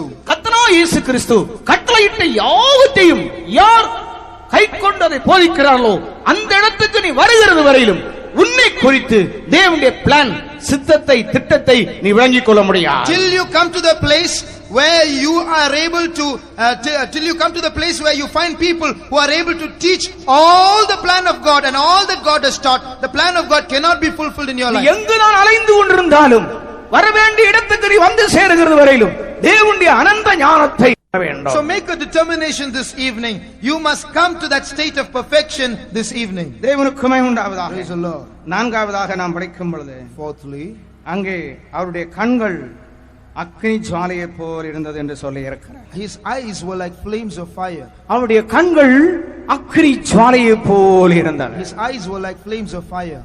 அக்கினி ஜுவாலையைப் போல் அவருடைய கண்கள் இருந்தது என்று சொன்னால் பிரியமானவர்களே, அவருடைய கண்களுக்கு மறைவாக ஒன்றுமே இல்லை என்பதுதான். That means, beloved, there's nothing hidden to his eyes. நீங்கள் 139ஆம் சங்கீதத்தில் படிக்கிற நேரத்திலே Turning to Psalm 139, தாவீது அந்த காரியத்தை தெளிவாக நமக்கு சொல்லுகிறதை நாம் பார்க்கிறோம். David says that clearly. அவன் என்ன சொல்லுகிறான் என்றால், உம்முடைய ஆவிக்கு மறைவாக நான் எங்கே ஓடுவேன்? Where can I go from thy spirit? நான் பாதாளத்திலே படுக்கை போட்டாலும் நீர் அங்கே இருக்கிறீர். If I make my bed in hell, behold, thou art there. 3ஆம் வசனத்திலே இருந்து படியுங்கள். 139:3 இருந்து. நான் நடந்தாலும் படுத்திருந்தாலும் என்னை சூழ்ந்திருக்கிறீர். என் வழிகளெல்லாம் உமக்கு தெரியும். என் நாவில் சொல் பிறவாததற்கு முன்னே இதோ கர்த்தாவே அதையெல்லாம் நீர் அறிந்திருக்கிறீர். முற்புறத்திலும் பிற்புறத்திலும் நீர் என்னை நெருக்கி உமது கரத்தை என் மேல் வைக்கிறீர். இந்த அறிவு எனக்கு மிகுந்த ஆச்சரியமும் எனக்கு எட்டாத உயரமுமாயிருக்கிறது. உம்முடைய ஆவிக்கு மறைவாக எங்கே போவேன்? உம்முடைய சமூகத்தை விட்டு எங்கே ஓடுவேன்? உம்முடைய ஆவிக்கு மறைவாக நான் எங்கே போவேன்? Whither shall I go from thy spirit? உம்முடைய சமூகத்துக்கு மறைவாக நான் எங்கு போக முடியும்? Where can I go and hide myself from your presence? உம்முடைய சமூகத்தை விட்டு நான் எங்கே ஓடுவேன்? Where shall I run away from your presence? தேவ சமூகத்தை விட்டு காயின் தள்ளப்படுகிற நேரத்திலே When Cain was cast out of the presence of அவன் God, சொல்லுகிறான், என்னை காண்கிறவன் எவனும் என்னை கொண்டு ஓடுவானே. he says, everyone who sees me will kill me. அருமையானவர்களே, தேவ சமூகத்தை விட்டு ஒரு மனுஷன் ஓடினால் அவனுடைய நிலவரம் என்னவா இருக்கும்? Beloved, if a man runs away from the presence of God, what will be his state? நீங்கள் எங்கும் ஓட வேண்டாம், உங்களை காண்கிற ஒருவர் இருக்கிறார். You don't have to run anywhere. There is one person watching you. ஆகார் சொல்லுகிறாள், நீர் என்னை காண்கிறதான தேவன். Hagar says, thou God seest me. பிரியமானவர்களே, ஒரு காரியத்தை நாம் விளங்கிக் கொள்ள வேண்டும். Beloved, we must understand one thing. யோசுவாவின் புத்தகத்திலே நாம் படிக்கிற நேரத்திலே Turning to the book of Joshua, ஒரு சந்தர்ப்பத்திலே யோசுவாவும் அவனுடைய சேனையும் ஒரு பெரிய தோல்வியை சந்தித்து மிகுந்த வேதனைக்குள்ளே காணப்பட்டார்கள். there was a situation when Joshua and his army were perplexed because they encountered defeat.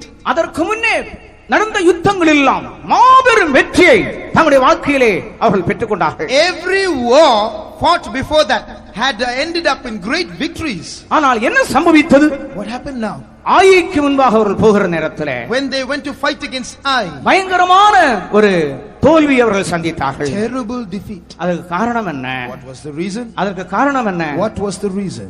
இவர் இஸ்ரவேல் ஜனங்களுக்கு மறைவான ஒரு காரியம் அங்கு நடைபெற்றது. Something hidden to the children of Israel took place there. ஆண்டவர் சொன்னார், பண்டம் பாடிகளுக்குள்ளே ஒளித்து வைத்தது உண்டே என்று சொன்னார். He said, you have hidden that in the tent. யோசுவாவின் புத்தகம் 7ஆம் அதிகாரத்தினுடைய 10-11 வசனங்களை படிக்கும் பொழுது Joshua 7:10 and 11. யோசுவாவை பார்த்து கர்த்தர் சொல்வார், நீ ஏன் இப்படி விழுந்து கிடக்கிறாய்? Why are you fallen on the ground? The Lord asked Joshua. ஜனங்கள் பாவம் செய்திருக்கிறார்கள். The people have sinned. ஆகான் என்ன நினைத்தான்? அவன் செய்தது யாரும் காணவில்லை என்று அவன் எண்ணினான். Achan thought no one saw what he did.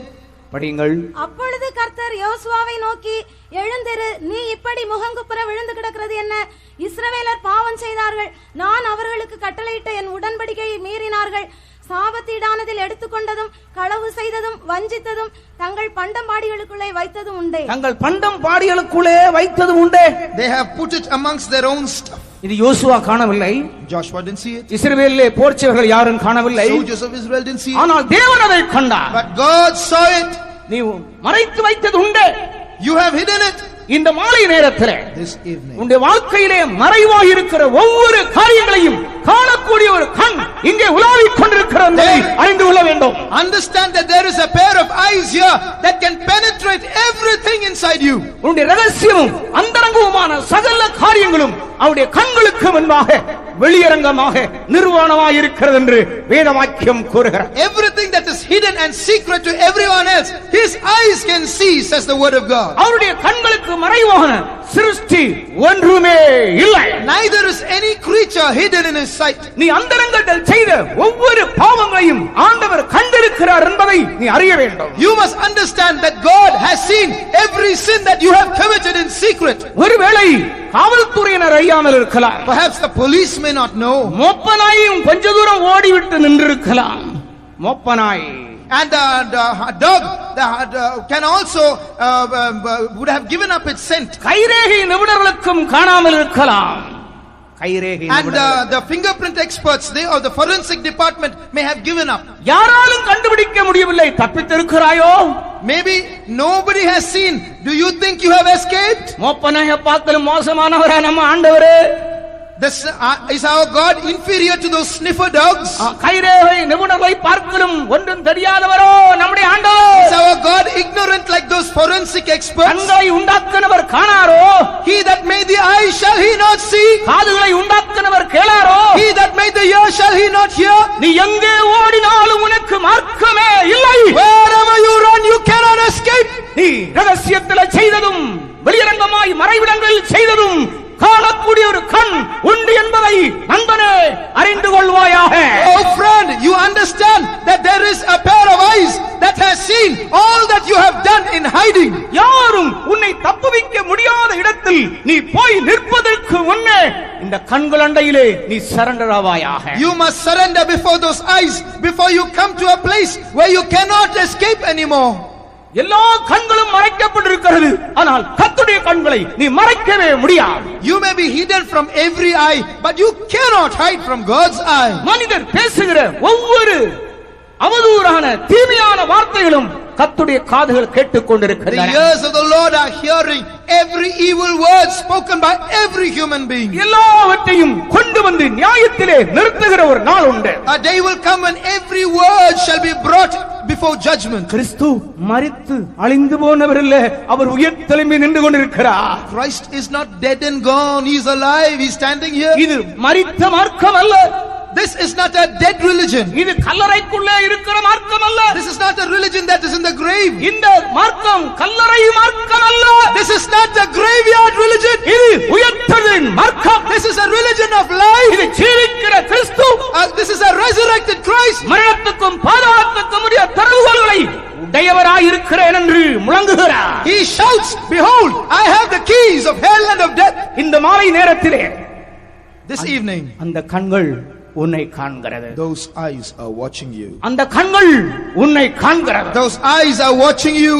ஒரு சந்தர்ப்பத்திலே ஆண்டவர் பேதுருவை அப்படி பார்த்தார். On one occasion, the Lord just kept looking at Peter. சத்தம் போடவில்லை. He made no noise. மாபாவி, இந்த மாதிரியா பண்ற? என் கூட சாவேன், எல்லாரும் ஓடினாலும் ஓட மாட்டேன், இப்படி எல்லாம் சத்தியம் பண்ணிக்கிட்டு இப்ப என்ன சத்தியம் பண்ற நீ?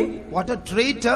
You swore that even if everybody runs away from you, you will die with me, you will never be offended. Now what are you swearing? என் கூட கடல்ல நடந்து பார்த்த, You tried to walk with me in the sea. அந்த இடத்துல நான் தூக்கி விட்டேன். அந்த வேளையில உன்னை தூக்கி And விட்டேன். then I lifted you up. சாத்தான் வந்து உன்னை புடுங்கிட்டு போக பார்த்தான். Satan wanted to sift you like wheat. அந்த நேரத்துல உனக்காக பரிந்து I பேசினேன். interceded for you. உனக்காக நான் என்னென்ன செஞ்சேன்? Look at all that I did for நீ you. என் பின்னால வந்துகிட்டே இருந்த. And you are coming behind me. இப்போ என்ன சொல்றேன்? Now what are you saying? அவனுக்கு தெரியாது. I don't know who he is. தெரியாதுன்னு சொல்றது மாத்திரமே. Not only that, சபிக்கிற வேற. he's cursing. சத்தியம் பண்ற எங்க எல்லாம் பண்ணானோ தெரியாது சத்தியம். Cursing and swearing. What all he did we don't சில know. கள்ள மாணவர்கள் சத்தியம் பண்ணுவார்கள். Some false students swear. படிப்பு சத்தியம். On my studies I swear. Daddy சத்தியம். On my daddy I swear. Mummy சத்தியம். On my mummy I swear. சாமி சத்தியம். On my God I சரி swear. பைபிள் சத்தியம். Bible promise. பச்சை பொய் சொல்லுவார்கள். And they bluff through their teeth. இந்த பேதுருவும் கூட அப்படித்தான் சொன்னான். Peter must have said this too. ஆண்டவருக்கு ஒரு கோபமும் வரவில்லை. But God did not become angry. நான் நினைக்கிறேன் இயேசு உள்ளத்திலே புன்னகைத்துக் கொண்டிருப்பாரோ. I must be imagining Jesus must have smiled within our himself. புன்னகைப்பட்டு கொண்டிருப்பாரோ. A regretful smile. பாவம் பேதுரு பதறி போய்விட்டான். Poor Peter, he was impulsive. பேதுருவுக்கு நிதானம் இல்லாமல் போய்விட்டது. Well, he was had lack of maturity. பேதுரு மரண பயத்தினாலே அவன் பயந்து என்னமெல்லாமோ உளறி விட்டான். Fear of death has gripped him and he's speaking in ஒருவேளை இப்போ அவனை என்னையும் தன்னையும் பிடித்து சிலுவையில் அறைவாருங்கிற பயத்திலே இப்படி எல்லாம் சொன்னானோ தெரியாது. He's saying this probably because he's afraid of being crucified too. இவை எல்லாவற்றையும் மனதில் வைத்துக் கொண்டு அப்படியே பார்த்தார். Keeping all this in mind, he just turned to Peter. லூக்கான சுவிசேஷம் 22ஆம் அதிகாரத்தில் படிக்கும் பொழுது, when you read from Luke chapter 22 66ஆம் வசனம், verse 66. அப்பொழுது கர்த்தர் திரும்பி பேதுருவை நோக்கி பார்த்தார். அப்பொழுது கர்த்தர் திரும்பி பேதுருவை நோக்கி பார்த்தார். And the Lord turned and looked upon Peter. 61. அதுக்கு முன்னாலே சேவல் எல்லாம் கூவி முடிஞ்சாச்சு. Before that the cock crew. சொன்னதெல்லாம் நடந்தாச்சு. All that happened, he said, happened. எல்லாம் சத்தியம் எல்லாம் பண்ணி முடிச்சுக்கிட்டு அப்படியே மூச்சு வாங்கிட்டு இருக்கிறாரு. Swearing was over and he was heaving a sigh of relief. ஆண்டவர் அப்படியே பார்க்கிறார். Lord turned and looked. பார்த்த உடனே as soon as he saw it, பேதுரு மனம் கசந்து அழுதான். Peter went out and wept bitterly. இந்த மாலை நேரத்திலே this evening, எத்தனையோ அக்கிரமங்களை உன் வாழ்க்கையிலே செய்து கொண்டு நீ ஒருவேளை இந்த இடத்துல வந்திருக்க கூடும். you may be sitting here having committed so much of wickedness. அநேகம் பாவங்களை நீ செய்து கொண்டு you may be here having committed many sins. ஒருவேளை இந்த இடத்துல நீ வந்திருக்க கூடும். you may be seated here after that. அருமையான நண்பனே, beloved friend, இதோ ஒரு கண் உன்னை இந்த நேரத்திலே அப்படியே உற்று நோக்குகிறது என்பதை சற்று சிந்தித்துக்கொள். realize that a pair of eyes is watching you now. ஒரு கண் உன்னை காணவில்லை என்று நீ எண்ணி இருக்கிறாய். ஆனால் இதோ ஒரு கண் இந்த மாலை நேரத்திலே உன்னை கண்டு கொண்டிருக்கிறார். you are relaxing thinking nobody has seen you, but a pair of eyes are watching you now. இந்த கண்களுக்கு மறைவானது வானத்துக்கு கீழே, பூமிக்கு மேலே, சமுத்திரங்களின் ஆழங்களிலே, இல்லாவிட்டால் நரக பாதாளங்களிலும் கிடையாது. nothing in heaven, nothing on earth, nothing in the depths of the sea or in the depths of hell is hidden to these eyes. அகாத பாதாளமும் அவருடைய கண்களுக்கு முன்பாக வெளியரங்கமாயிருக்கிறது. the bottomless pit is open before those eyes. எந்த காரிருளும் அவருடைய கண்களை மூட முடியாது. no darkness can cover his eyes. இதோ இந்த மாலை நேரத்திலே அந்த கண்கள் உன்னை உற்று பார்க்கிறார். those eyes are watching you this evening. நீ நினைக்கிறாயோ நீ அவருக்கு பயந்து ஐயோ இந்த நேரத்தில் இப்படி பேசுகிறார் ஆண்டவர், இன்றைக்கு நிலவரம் என்னவாகும் என்று ஒருவேளை நீ பயப்படுகிறாயோ? are you afraid now saying what will be my state? is this the way God is speaking to me? இன்றைக்கு ஒருவேளை இந்த தேவன் என்னுடைய ஜீவனை எடுத்து போடுவாரோ? will God take away my life this evening? என்னை நரகத்திலே தள்ளி விடுவாரோ? will he push me into hell? ஒருவேளை என்னுடைய குடும்பம் அழிந்து போகுமோ? will my family be destroyed?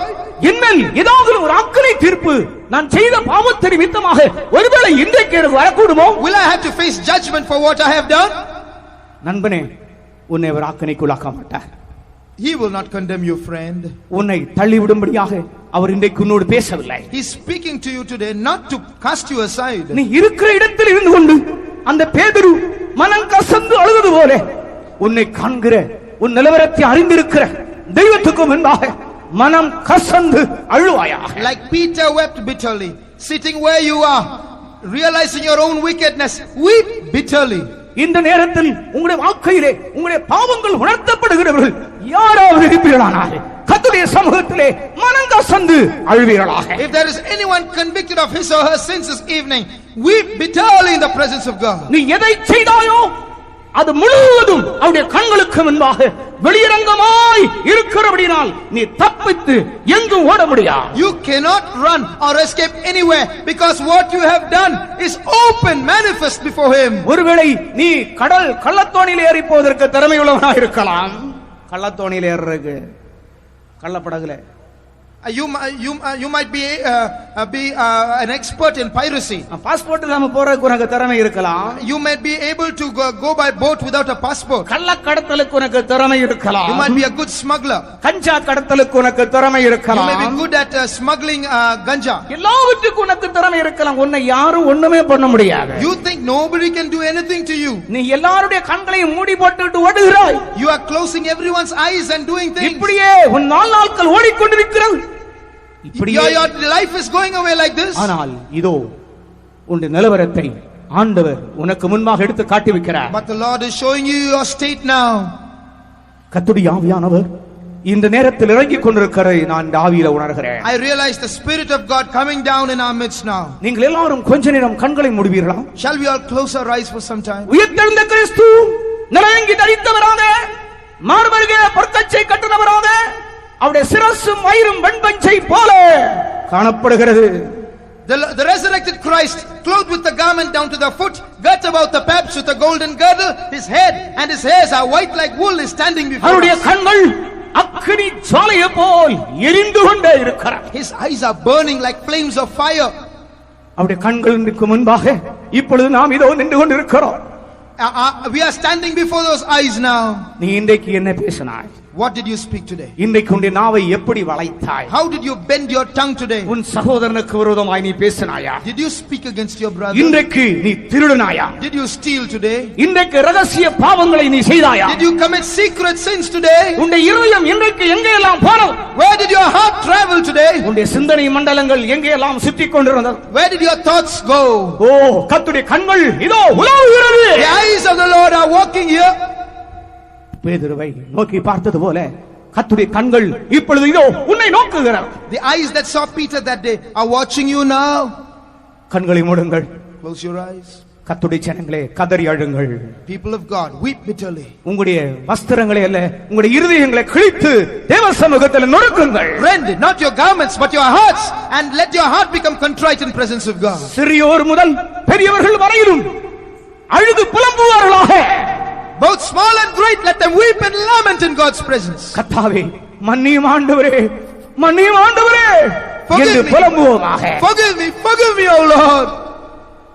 கல்வாரியில் உனக்காக மரித்த கிறிஸ்து இந்த மாலை நேரத்திலே உன்னை நோக்கி பார்த்து கொண்டிருக்கிறார். Christ who died for you at Calvary is watching you this evening. எல்லாரும் கர்த்தருடைய சமூகத்தில் உங்களுடைய இருதயங்களை ஊற்றிக் கொண்டிருங்கள். Therefore pour out your hearts in the presence of God. இதோ கர்த்தருடைய வல்லமை, கர்த்தருடைய விடுவிக்க கூடியதான அந்த இரக்கமுள்ள கரங்கள் நம்முடைய மத்தியில் அசைவாடிக் கொண்டிருக்கின்றன. Those merciful hands, that delivering power of God is in our midst now. வாயை திறந்து நீங்கள் கண்களை மூடி என்னென்ன பாவங்கள் உங்களுடைய வாழ்க்கையில் நடந்திருக்கிறதோ அத்தனை பேரும் வாயை திறந்து சொல்லி கதறுங்கள். Closing your eyes, opening your mouths with great bitterness of heart, tell the Lord all the wrong things that have taken place in your life. யூதாஸ் அழிந்து போனது போல் அழிந்து போகாமல் பேதுரு தப்பி பிழைத்தது போல தப்பி பிழைப்போமாக.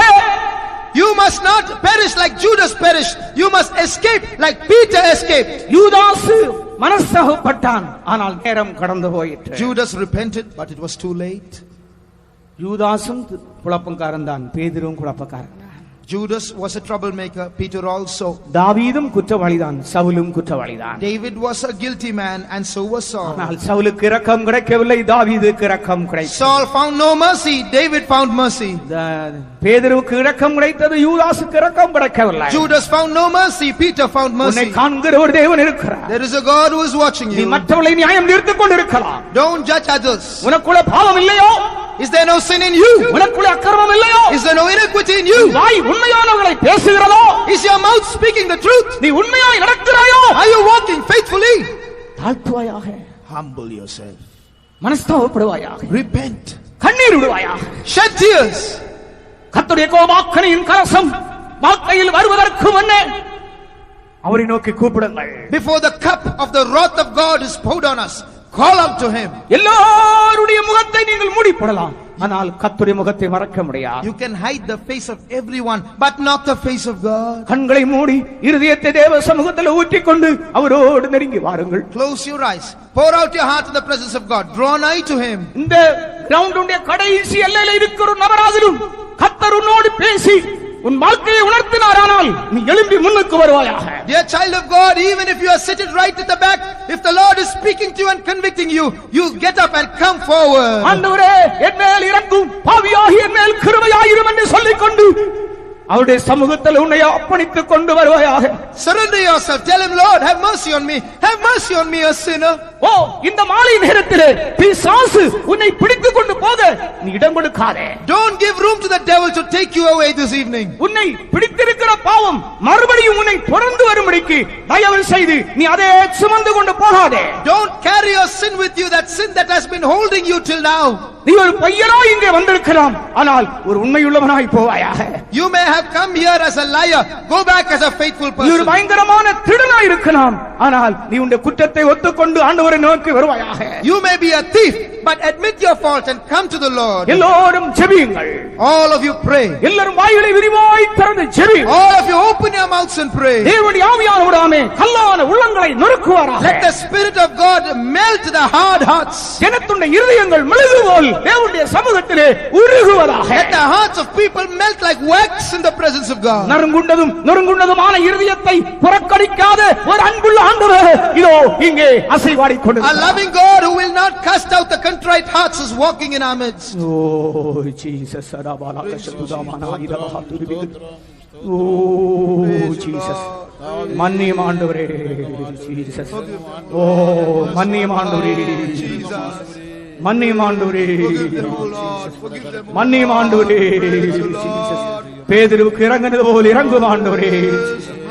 ஓ ஜீசஸ், மன்னிக்கிறதுக்கு தயவு பெருத்தவரே, மன்னிக்கிறதுக்கு தயவு பெருத்தவரே, மன்னிக்கிறதுக்கு தயவு பெருத்தவரே, மன்னிக்கிறதுக்கு தயவு பெருத்தவரே, மன்னியும்.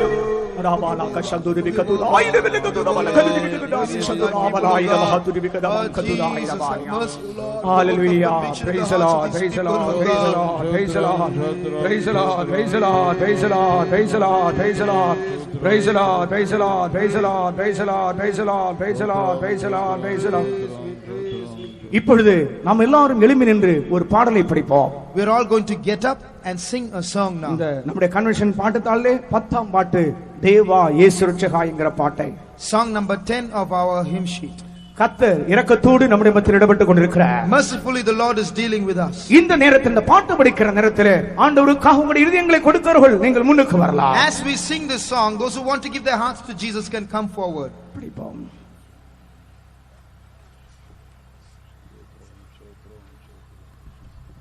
தேவா இயேசு ரட்சகா, தேவா சர்வ வல்லவா, தேவா இயேசு நாயகா,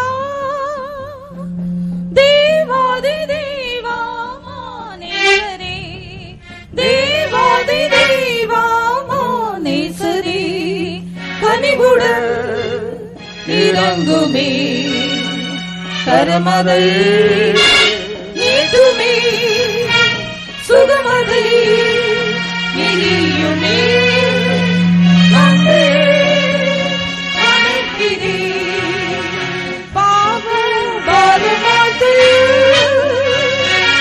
அன்பால் தேடி வந்திரே பாய்ந்து நாடரட்சித்தே ஏழைக்கு ஆறுது நீரே நகா, ஏழைக்கு ஆறுது நீரே நகா, கனிவுடன் இறங்குமே சரவதை நீட்டுமே சுகமதை நெறியுமே நம்பே நம்பிக்கிறேன் நோய்கள் யாவும் அழித்தவர் முற்றும் வென்றவர் காயம் அடைந்திடவே காவையும் முற்றுமை ஜெயித்தனரே காவையும் முற்றுமை ஜெயித்தனரே கனிவுள்ள இறங்குமே பரமதை நீட்டுமே சுகமதை இனியுமே கண்டே நினைக்கிறேன் ஆரோக்கியமாமைகளே ஔஷதம் நீரே சாபம் தீர்த்திடவே ஆசாதமாகே நீரே ஆசாதமாகே நீரே கனிவுடன் இறங்குமே பரவதை நீட்டுமே சுகமதை நிரியுமே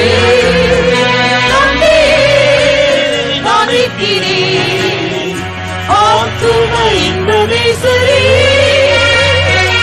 ஆட்சி ஆணை என்றுமே தேவி வந்திடுமொழி தாவியை காதலிப்பி தாவியை காதலிப்பி கனிவுடன் இறங்குமே பரமதை நீட்டுமே சுகமதை இனியுமே நம்பே நாதத்திலே ஆரோக்கியமாவைதிரே திவ்ய ஔஷதம் நீரே சாபம் தீர்த்திடவே ஆசாதமாகி நீரே ஆசாதமாகி நீரே கனிவுடன் இறங்குமே பரமதை நீட்டுமே சுகமதை இனியுமே நம்பே நாணிக்கிறேன் ஆத்துமை சரி மாற்றி ஆணை என்றுமே தேவி வந்திடுமொழி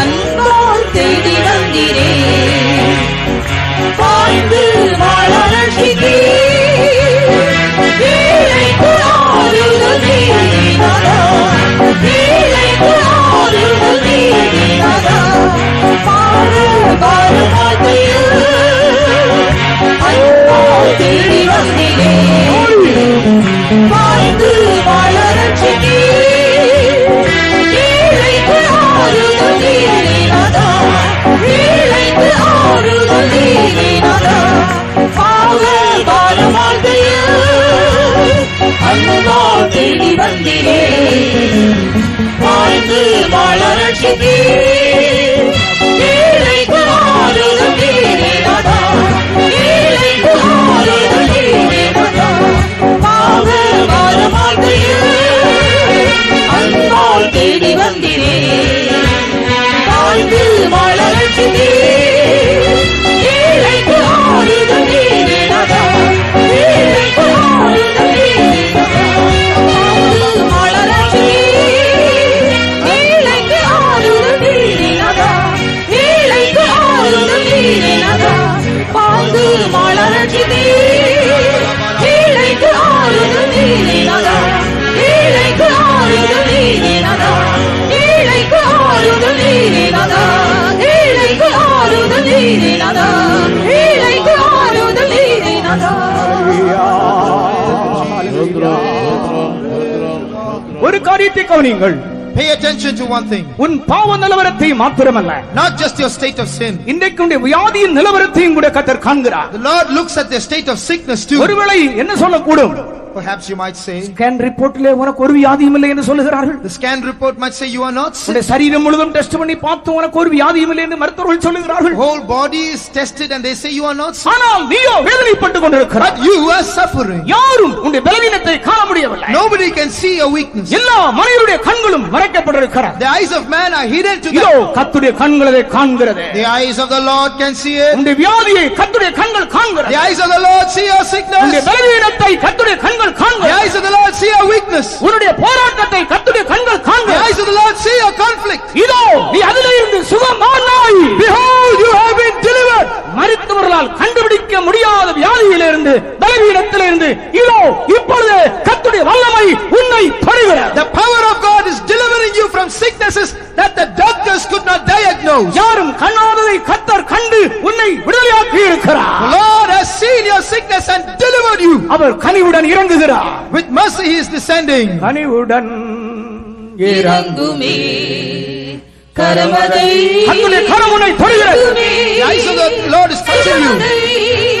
நிறியுமே நம்பே அழைக்கிறே கனிவுடன் இறங்குமே கரமதை நீட்டுமே சுகமதை நிறியுமே நம்பே அழைக்கிறே கனிவுடன் இறங்கும் இறங்கும் இறங்குமே இறங்குவீராக. கரமதை கண்ணில் இறக்கம் கிடைப்பதாக. சுகமதை நிறியுமே நம்பே அழைக்கிறே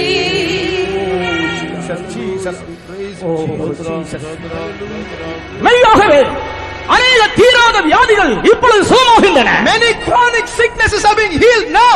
மெய்யாகவே கர்த்தருடைய குணமாக்கும் வல்லமை இதோ புறப்பட்டுக் கொண்டிருக்கிறது. Power of healing is operating in our midst now. உண்மையாய் கர்த்தருடைய வல்லமையை குணமாக்கும் வல்லமை அனுபவித்தவர்கள் மாத்திரம் தயவு செய்து உங்களுடைய கரங்களை உயர்த்துங்கள். All those who have felt the healing power of God now, please raise your hand. நீங்கள் சும்மா கூட்டத்தோடு சேர்ந்து உயர்த்த வேண்டாம். Don't just raise it with the crowd. உண்மையாய் கர்த்தருடைய வல்லமை என்னை சுகமாக்கிற்று என்று சொல்லுகிறவர்கள் மட்டும் Those who say, really, the power of God has healed me, அவர்கள் மாத்திரம் கரங்களை உயர்த்துங்கள். they alone raise their hands. மெய்யாகவே அநேக நூற்றுக்கணக்கான பேரை நிச்சயமாய் தேவன் தீராத வியாதியிலிருந்து குணமாக்கி இருக்கிறார். உண்மை. Yes, it is a truth. Hundreds of people have really been healed from chronic illnesses. எங்களுக்கு தெரியாதது எங்கள் தேவனுக்கு தெரியும். What we do not know, our God knows.